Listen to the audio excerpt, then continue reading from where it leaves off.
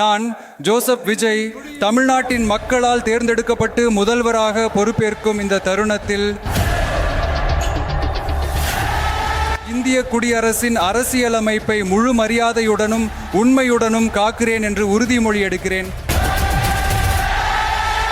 எனக்கு வழங்கப்பட்ட அதிகாரத்தை எந்த ஒரு தனிப்பட்ட நலனுக்காகவும் பயன்படுத்தாமல் மக்களின் நலனுக்காக மட்டுமே பயன்படுத்துவேன் என்று உறுதியளிக்கிறேன்.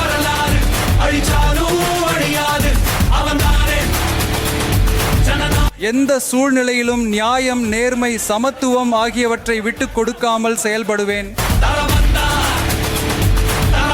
இந்த நாற்காலி அதிகாரத்துக்காக இல்ல, மக்களுக்காக.